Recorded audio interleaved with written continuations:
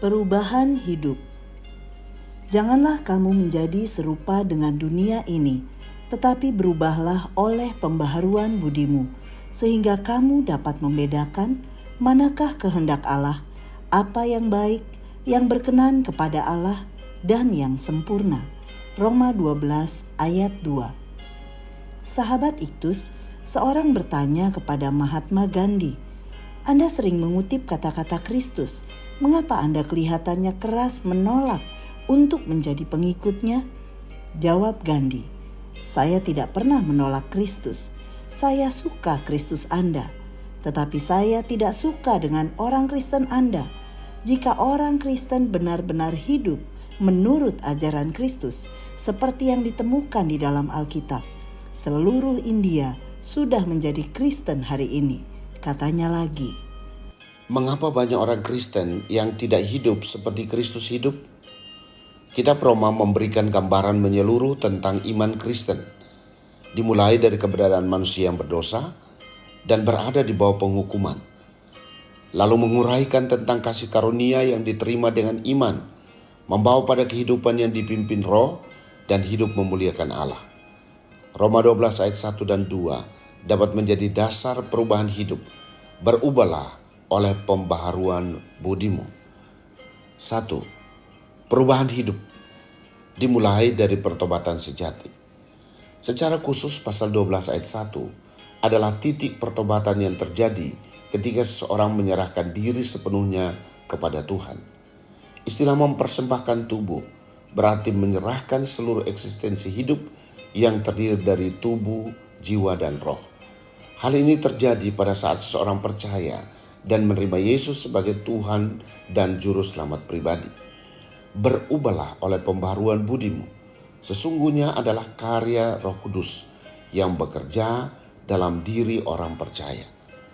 2. Perubahan hidup melalui sebuah proses. Metamorfosis kupu-kupu menjadi contoh yang sangat mudah untuk dipahami, bahwa kepompong akan berubah menjadi ulat, ulat bersayap, dan kemudian menjadi kupu-kupu yang sangat indah. Perubahan ini tidak terjadi secara instan, tetapi melalui sebuah proses menjadi semakin kudus dan berkenan kepadanya. Kuasa Roh Kudus dan kuasa firman Tuhan yang terus mengerjakan perubahan hidup dalam diri orang percaya. 3. Perubahan hidup memenuhi kehendak Allah. Membedakan mana kehendak Allah menjadi pertimbangan tertinggi dalam hidup. Ini adalah keputusan tiap-tiap hari sepanjang hidup untuk memilih apa yang baik, yang berkenan kepada Allah, dan yang sempurna. Tuhan menginginkan pertobatan sejati kita. Lalu kita bertumbuh dalam persekutuan, menjadi semakin serupa Kristus melalui pemuridan, melayani Tuhan di dalam gereja, dan mengambil bagian dalam penuntasan amanat agung.